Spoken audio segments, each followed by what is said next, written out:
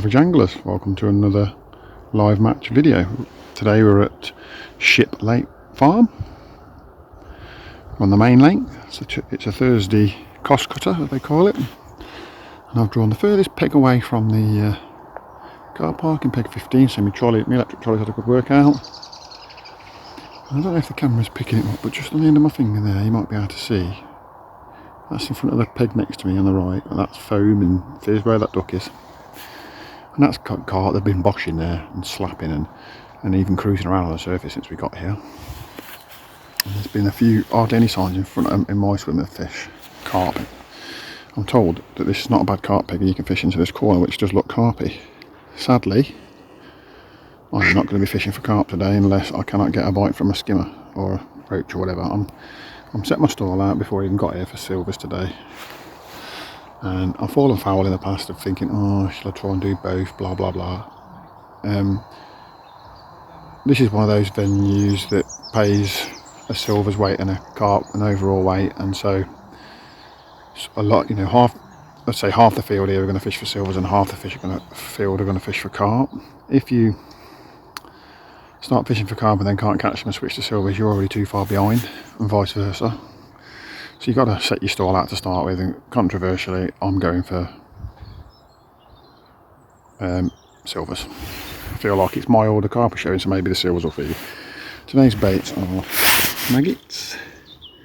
They're going to be, I'm being quite positive, I'm having 2 lines at the moment and that's all. I might set up more lines depending on what the fish do. I've got some soaked pellets there, some hookable expanders there, and some more hookable expanders in there that are bigger. And this is the secret weapon, which is this one is Tom Thick natural expander, and I'm going to be fishing on the long line, feeding a little bit of that expander and maybe the odd pellet, and fishing small pellets on the hook. And on a short line I'll be fishing the maggot, and I'll be feeding a little bit of this, which is 1 part Tom Thick's natural dark, 1 part Tom Thick's dark sweet, and 1 part of the crushed expander, Tom Thick expander natural. Put the expander in just to have it break down. It's very very wet. I'm going to feed it loose, and I'll show you a video on how I prepared that. So that'll be coming up. Right, so I'm going to get my nets in because everyone else is getting the nets in. Next time you see me, we'll be fishing, guys. Forgot to do a little video of my setup. Got with me today the sprocket dog. He's got his own chair in his own bed, and he's got his own brolly in case it rains, and he's all nice and snug in there, and he'll get treated every 30 minutes. He'll be very happy. And it's a strange peg because you can't really, because you've got the canal lake right behind you, you can't really ship back. So I'm having to ship kind of, if you have a look at that, sort of 45 degrees, just so that I can get the 2 rollers in, because I'm fishing 14 and a half out there. Probably more like 14 because I ain't got me little butt section on, but yeah, you get the idea. So I don't want to be breaking down every time. So that's made life a little bit tricky. You've got to put the roller sort of over the top of there, but we've got around it, so there we are. Just thought I'd give you that a quick mention. One little last look at Sprocket Dog before we go. Hello, Spocky. Right. All in's just sounded. I'll put a little bit of bait out on the long line first, that's where we're going to start. We have to ship out to our left and then swing round, and the pole comes off the final roller. So it's been quite awkward to set everything up in the right position with myself and the dog and the cameras, and it's been fun. But not making any excuses, just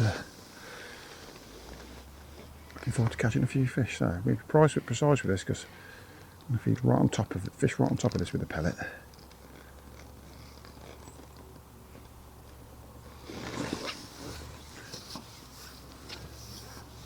I'm not surprised if the next one's not emptying. It was really early because absolutely solid carp in front of him.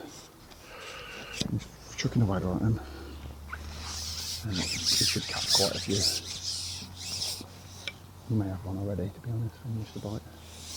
Right, so this short line, I'm just putting loose ground bait in.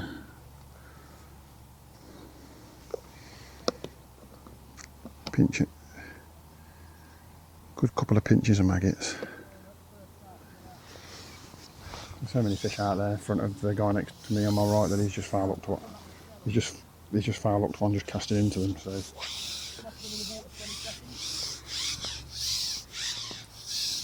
you know, this is December. It's, and the fish are out there. It's like it's the middle of June. They want to be on the top or whatever. So that's it. That's as positive as I'm going to be today. I'm going to feed over the top of the ground bait, the short one, by hand. I'll just check that I can actually reach. Pretty sure I can. It's quite a throat. Yeah, I can just about reach it. I have to make sure the pole's out of the way. It's not going to be the most accurate, but that's fine. I'm just going to go straight out. I didn't put a pole pot on the end of the pole yet.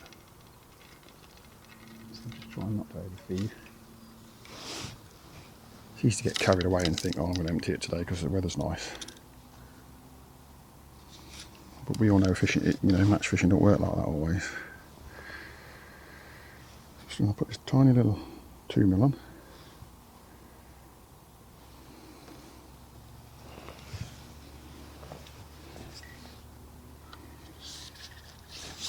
We'll go out and see how we get on.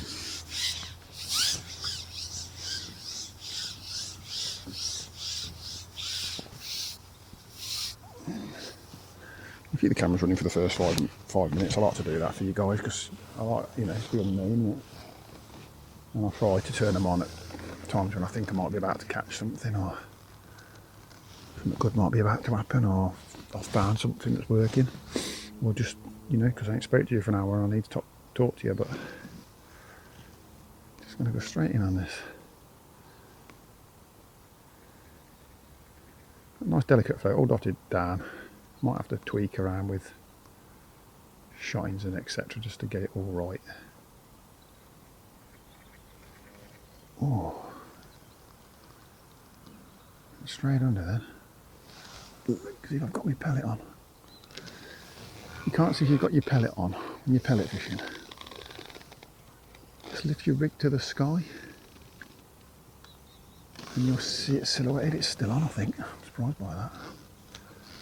Actually surprised by that. Yeah, so sometimes, because when you lift your rig out of the water and you've got a tiny bait on this range, you try and see it against all the ripply surface of the water, all the different colours and all the reflections, etc.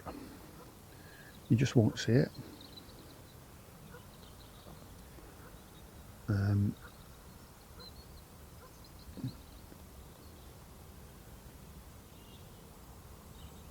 But if you lift it up against the sky, because the sky is normally light, you'll see it as another indication. Might be a few fish off the deck. Might be them carp that are swimming around in front of him, swimming around in front of me. Might be roach. It's just quite a small pellet, so roach will be interested in it. Well, nothing's happened in the first few minutes, guys. I'm not surprised. Everybody's expecting it to fish its head off because it's been so hard, but the water's not going to have warmed up that much. I'm being super negative on this line, but I'm going to have to put a little bit more grease on this bristle, bring it up a little bit. I just cannot see it.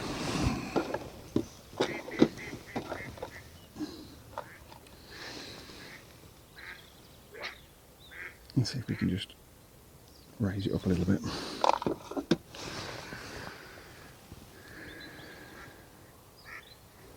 Pellet's still on, lovely.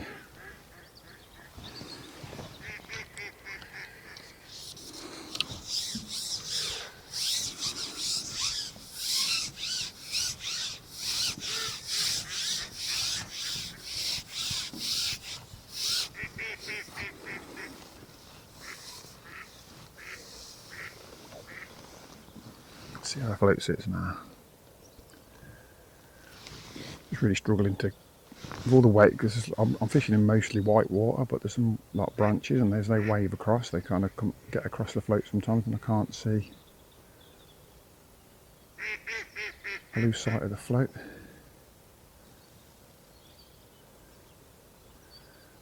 I'm going to have to take a shot off. I think it's getting wet. I don't know what's going on at the minute. There's fish in there giving me all sorts of weird indications on it. It's gone straight down. That's it settled now. Probably leave fish taking it. Roach probably grabbing that pellet on the way through. Right guys, 1 hour update.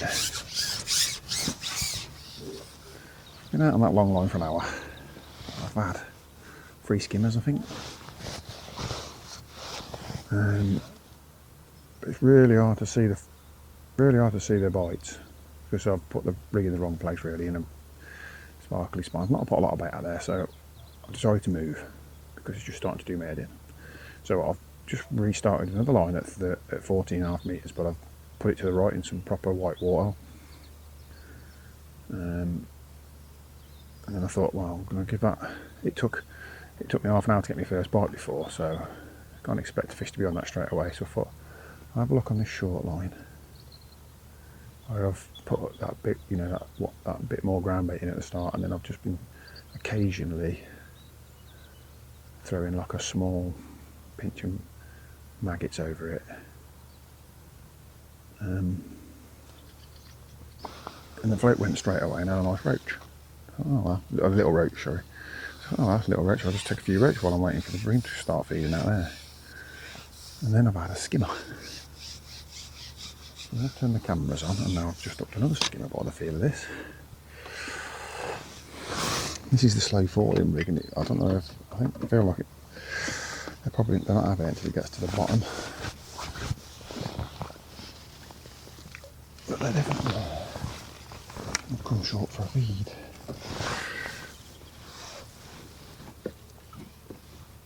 I wasn't expecting them to come this short for a feed. And for this line to be working quite so quickly.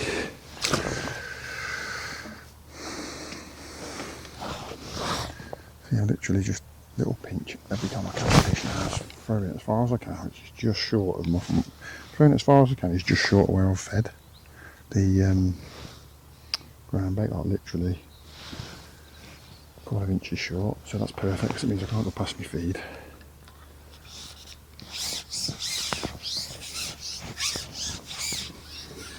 I've had 3 puts on this line now and I've had 3 fish off it. So.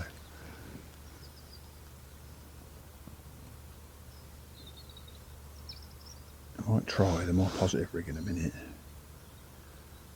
If it goes down a bit quicker, but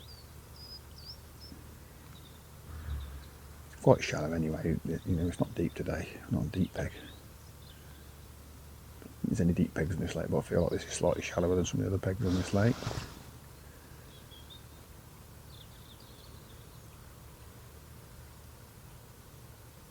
I mean, that's down now on the bottom. It's gone, but you've got to be watching it. You see these skimmers, they watch this bait come down.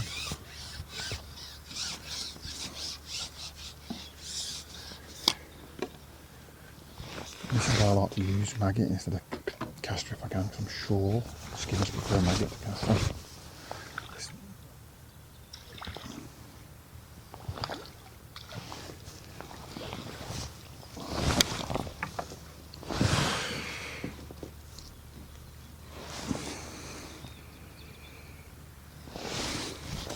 So you've literally just seen me double my weight.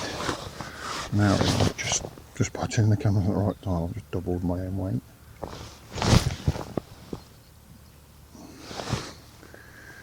Just put a single red on. I'm literally fishing the top 3 sections.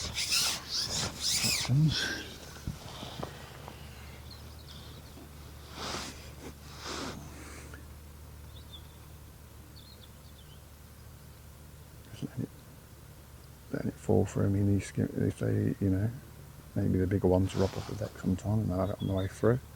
If I started getting pestered by roach because I'm fishing on the drop, I'd put me more positive rig on, but I feel like literally as it gets to the bottom, just as it gets to the bottom, something's having it. It's like they're watching it. And they may be having some of that loose feed. And I'm just fishing just past the loose feed, so I'm not picking off a better fish at the back. Oh, that wasn't a bite, that was just fishing a black float because I want to get it against a nice white sky. That's lovely, black tip float, but sadly there's a reflection of a tree in the water, and it's a tree with no leaves on, and the branches look literally the same as a black float. So if my float moves over the top of that black area, it just vanishes. And you've got instinct when your float vanishes, it's just a strike, and then as soon as you start striking action, you already know it wasn't a bite, but it's too late, you've already struck. That's what's been happening out long. It's worse out long because obviously it's further away, so it's harder to see what's going on. Oh, somebody's ringing me, I'll check that in a minute. This is the longest I've waited for a bite since I went onto this line. Oh, one's had it. Little tiny dink. I don't think he's followed it down. This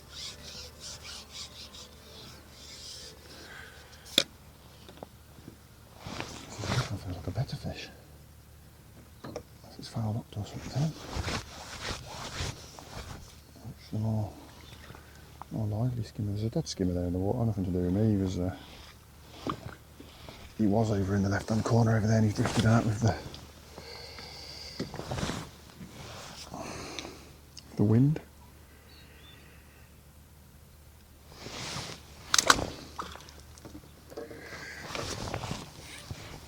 I don't know how long we'll carry on catching these for, but I feel like I need to keep at it. I'm just going to check this phone call, make sure it's nothing important, not business related. Oh wait, oh no, it can wait.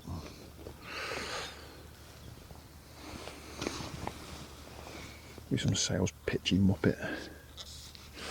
Right, best not to get out of city, so I don't want to let that get me out of me stride.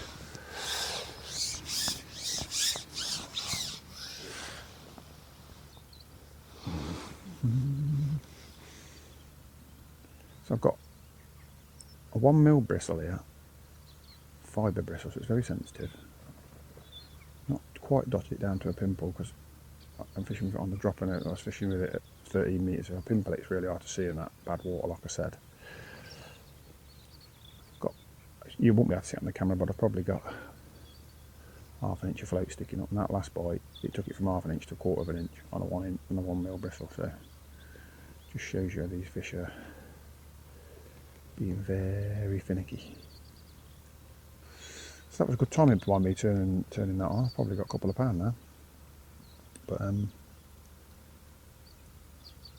put me in a quandary now. So I don't know whether to put if it's slowing down a little bit, do I put a little ball in, go out the other line and have a look. Little top up on this line. I might do is just go out and have a look on the other line, then come back on this line. Just keep loose feeding this line for a bit.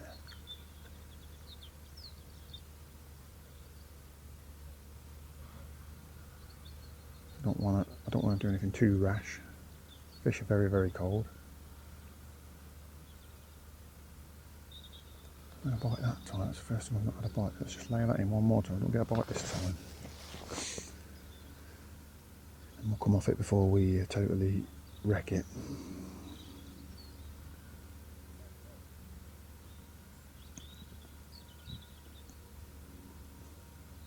And I may risk just putting a pinpo groundbait in. A pinch of maggots right down the hole. Oh, I had a bite though.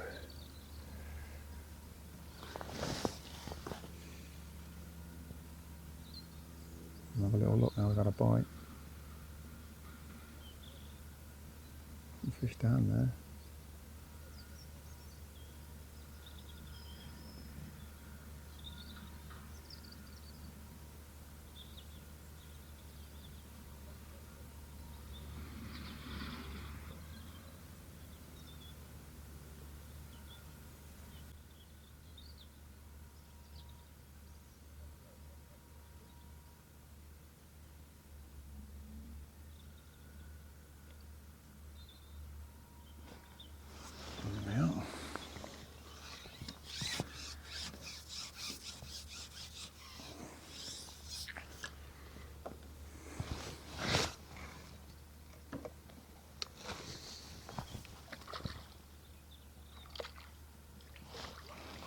feel like I can come off this at the minute.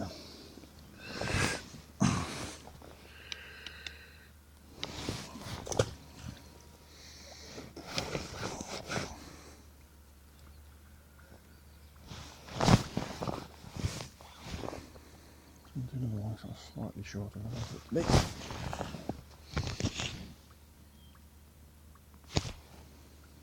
Right, I'm going to turn you off. You have a nice little run of what's going on, and I'll catch you up later. I'm going to just try and work out what's the best thing for me to do. Right, guys, there's a 2-hour update.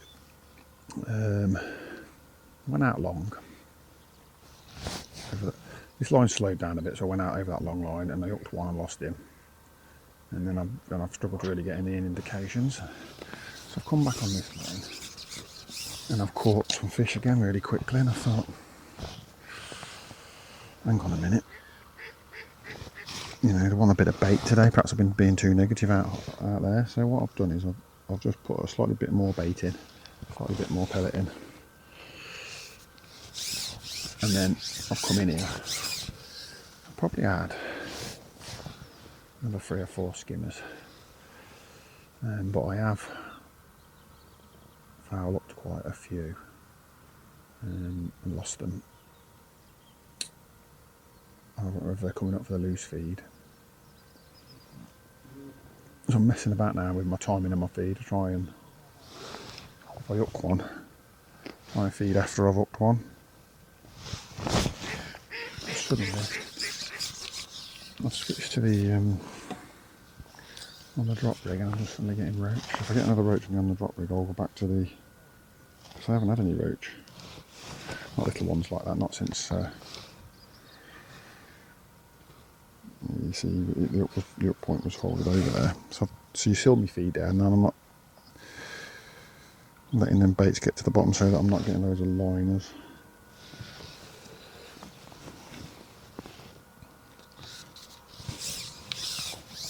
I'm just trying to work something out. I'd like to hook a fish. That's better. I felt like that got tangled then. Not to hook a fish, pull it out of the swim and feed.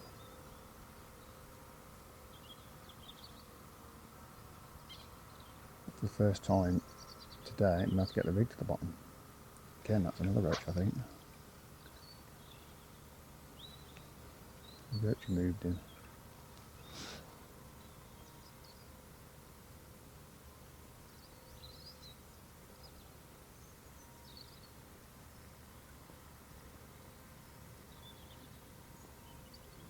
I feel like it's got to the bottom now. Dumped it in a bit more, which, you know, basically means it should be on the other heavier rig.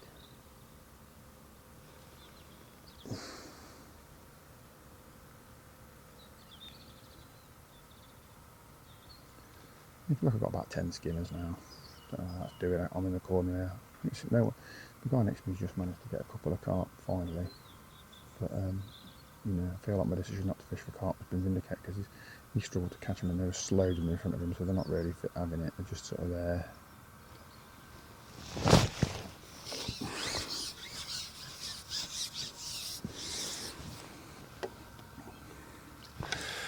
I'm catching a few of these, but I don't want to catch loads of them.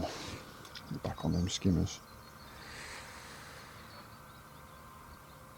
Try the double up bait, see if it gets through the roach.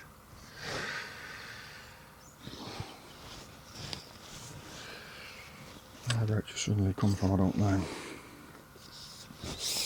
I do not know.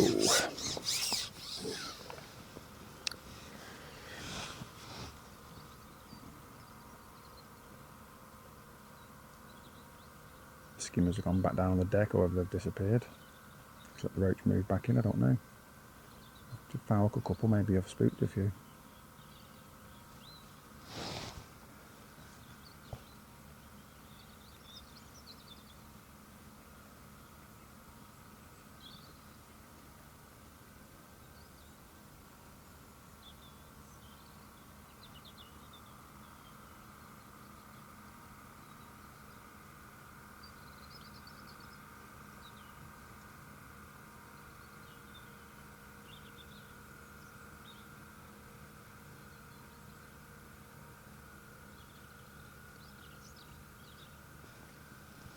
That's not a roach. That's what we need, is a double, just to get it through the roach. Hello Sprocket, you got off your bed? Just wanted to say hello, he's probably going to try and eat me bait now. Getting bored, mate. Oh, having a drink of water, good lad.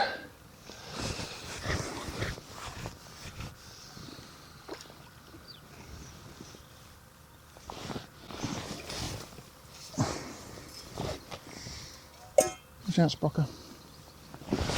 Bloody road dog. Oh, only just nicked him in the lip. Sprocky, in your bed. Go on. Back in your bed. No, back in your bed then.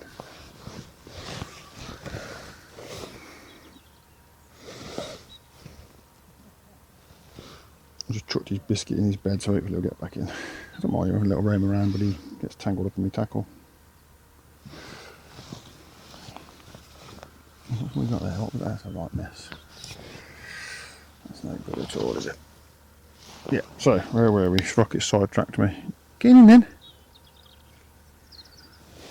Go on in. Get up there. Get in. Go on.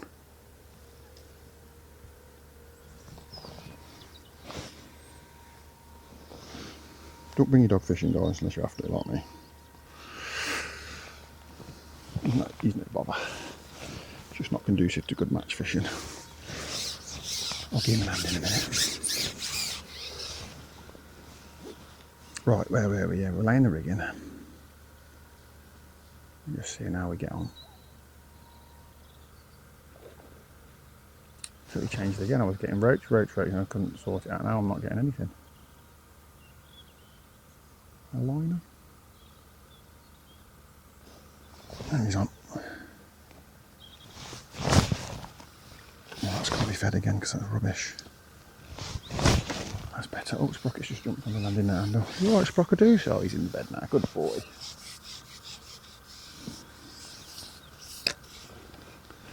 I'm done with these skimmers because I don't want to lose too many of them. I've already chucked one back in the water after I knocked it because I missed the net. That was stupid.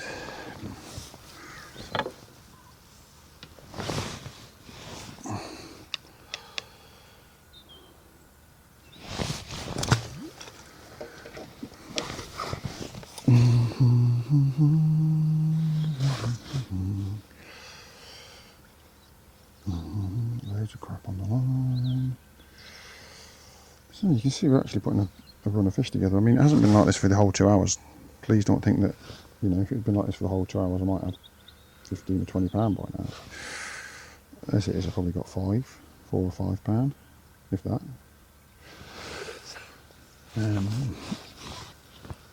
Right, guys, I feel like I ain't spoke to you for ages. I don't know what the last thing I said to you was, but it's been rock hard. Been out on the long line again, can't get a bite on it.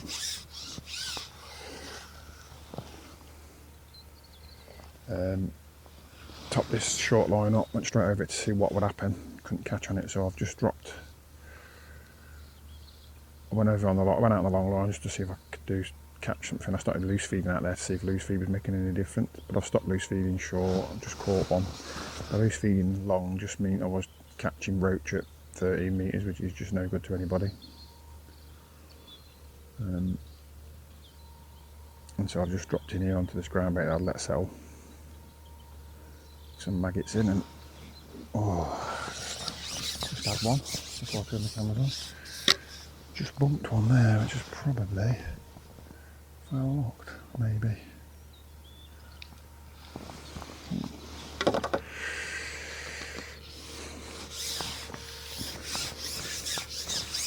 Seem to come in numbers and nick a few, and then they're gone again.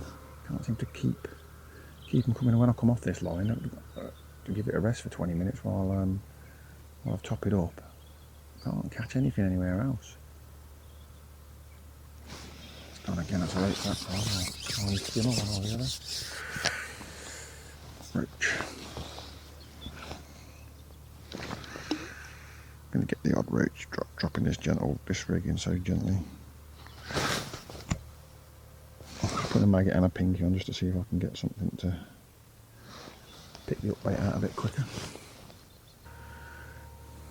Right guys, it's an hour to go. I don't know where I'm going again today. My plans, I was very single-minded and I thought that would do me proud, you know, stick to a couple of lines, make them work. I haven't been able to make them work, but then no one's been able to make a lot work today, I don't think, so I'm sure I've done a lot wrong. I've just, you know, I probably shouldn't have fished for skimmers in this corner, but I came here to fish for skimmers, so I was going to fish for them no matter what peg I drew, really.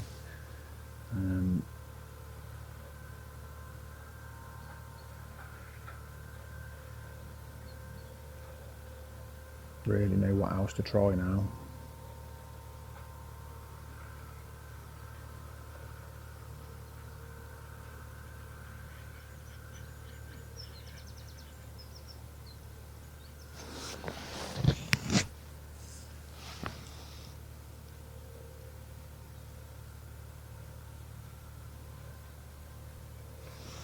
Not afraid to pop off the bottom, on the bottom down there, there's stuff. See if that's upsetting anybody. Let's try a single red maggot. That's what I caught the most fish on.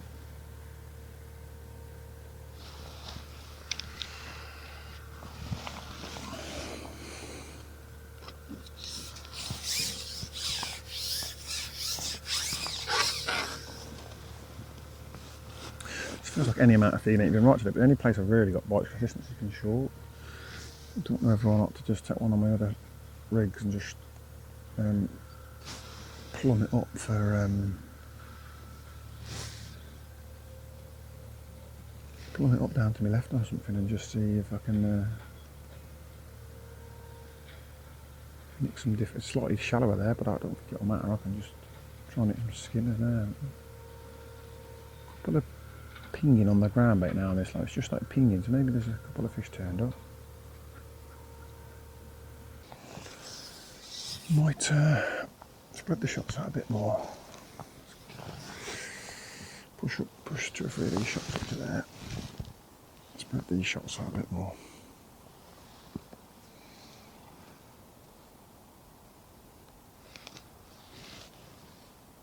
Drop down to a single maggot and just see what we can fall into having a look.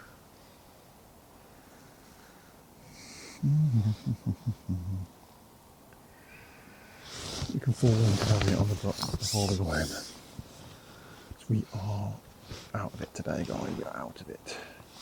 So I was quietly confident that my approach was going to work today, but it shows you that, you know, even though the weather's the same, just different venue to different venue, how things change. I'm not professing that this is any kind of match winning tactic, guys. I'm just doing something till the end of the match now. See if I can sneak another £2 in the bag.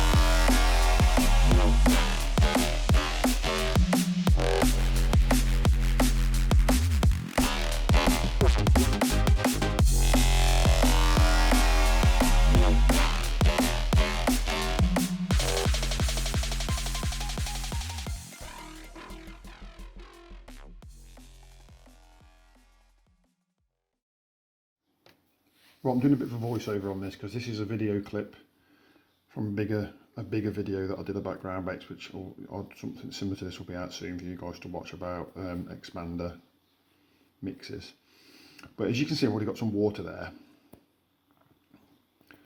and what I like to do is add the ground bait to the water in this scenario, because what I want to do is create a really inert, really sort of heavy mix. So by eye I'm guessing 1/3 here. This is the dark natural, I think. Well, actually, I think it's the dark sweet. And then I'm putting in 1/3 of dark natural. And then on the final bag, which I'm about to pick up in a second, that is a dark expander, all the Tomtic ones. Now I'm putting a bit of the expander in because it'll absorb more of the water, so it gives you a bit more margin for error. And also, in my experiments, which you'll see in an up and coming video, the expander almost always breaks down. No matter how wet you get it, it'll always just sort of turns back to individual particles. So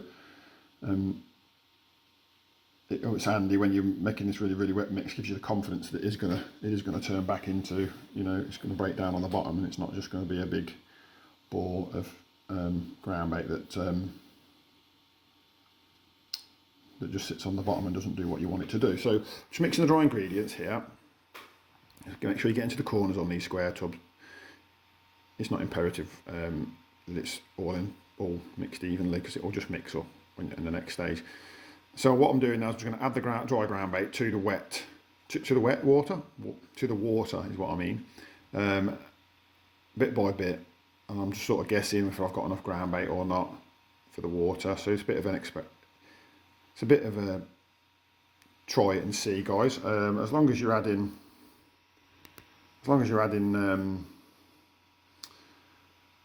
ground bait to the water, you'll definitely make sure all the particles are wet. And if you're worried about it, just err on the side of caution and put a little bit more ground bait in than I have, and you'll be fine.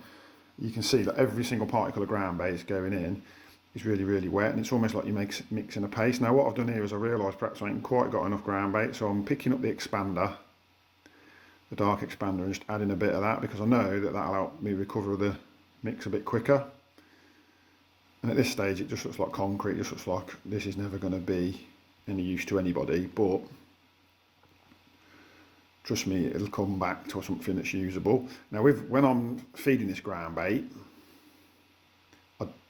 when I do it like this and I feed it, I don't tend to put it in a ball anyway. I tend to just put it into my cup loose, so it helps it'll spread it around a little bit on the bottom a bit better, but it just sinks like a brick. You don't have to worry about any of those occasions where the ball of ground bait floats because you've trapped a bit too much air in it and you've done it on the dry side, and you know, it doesn't give off any, it doesn't sort of lift particles or get fizzing or anything in the water, which is what you want.